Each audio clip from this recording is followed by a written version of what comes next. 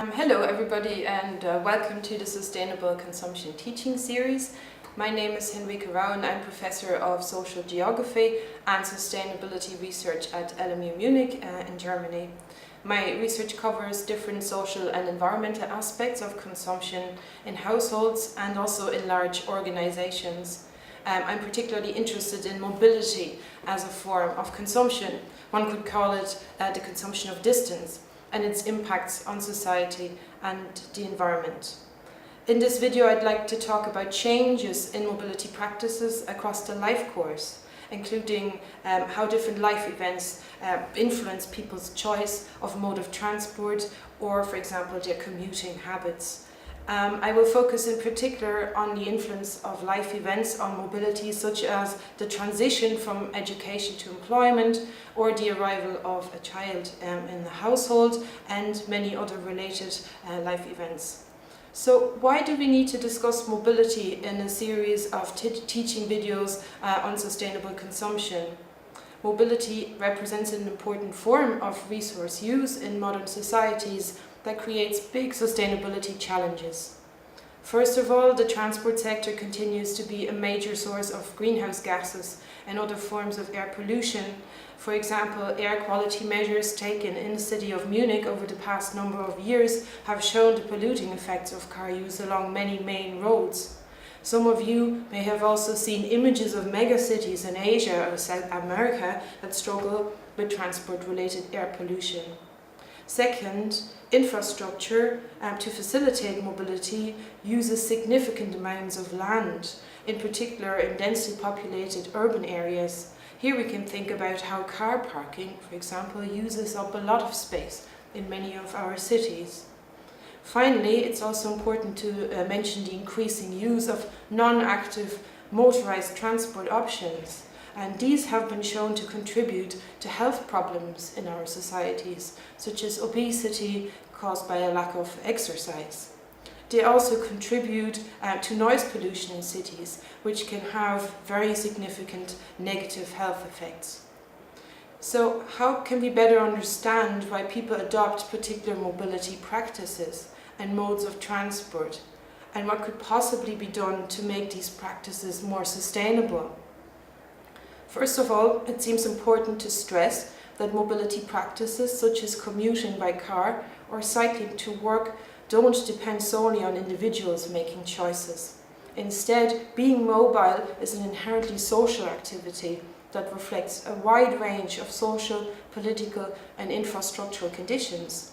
And these either enable or constrain different mobility options.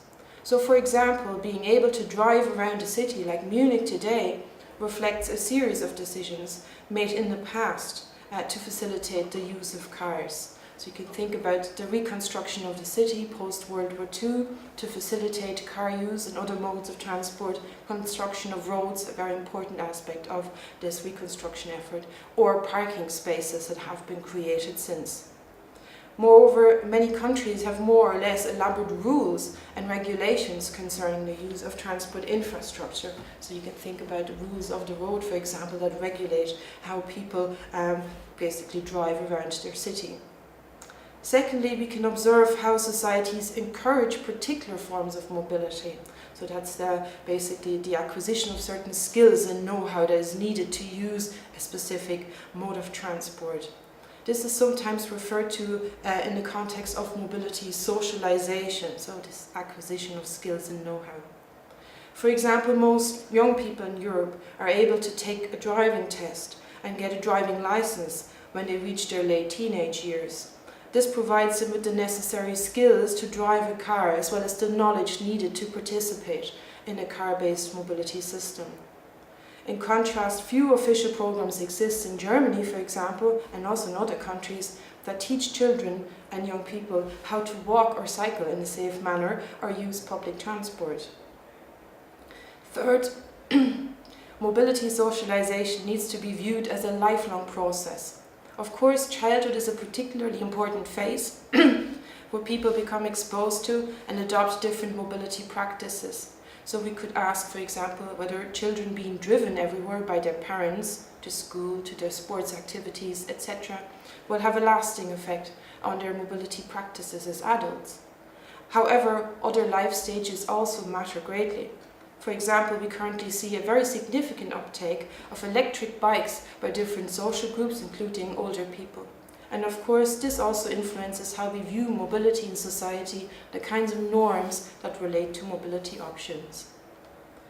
To better understand the dynamics of mobility practices, it is also important to consider how these change across the life course.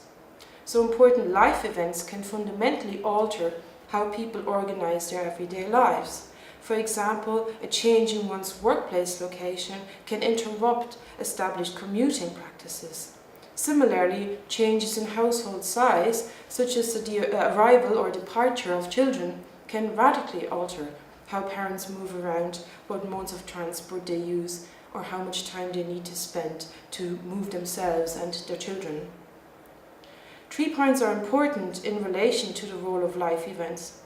First of all, life events don't necessarily change what people do or how they get around, so there's no necessary path there. In some cases, these life events may actually reinforce already existing practices. This is a very important point. So people might continue to walk to work after relocating to a different city. In fact, they might even choose to buy or rent property in a location that allows them to do that. Secondly, changes in mobility practices relate to key life events, but they rarely affect individuals in isolation. Okay? Instead, they tend to influence the daily lives of families and households, work teams, or even much larger groups in society. For example, we know from recent research on voluntary carlessness in the Vienna region in Austria that families develop highly complex shared mobility cultures that fulfill important social functions.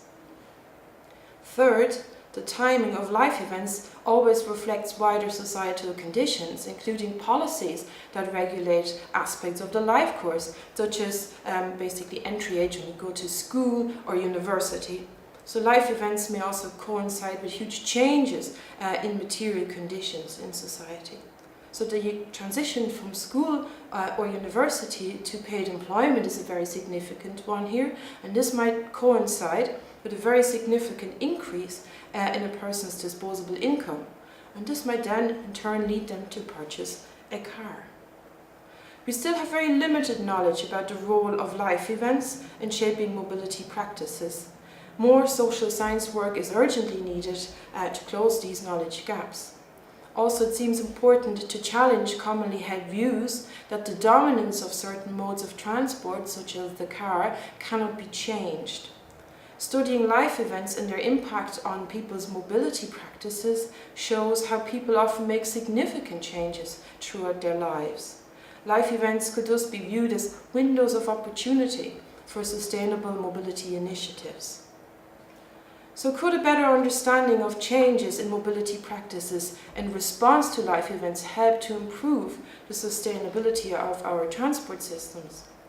There is certainly some merit in tailoring transport policy and change initiatives to suit people's circumstances.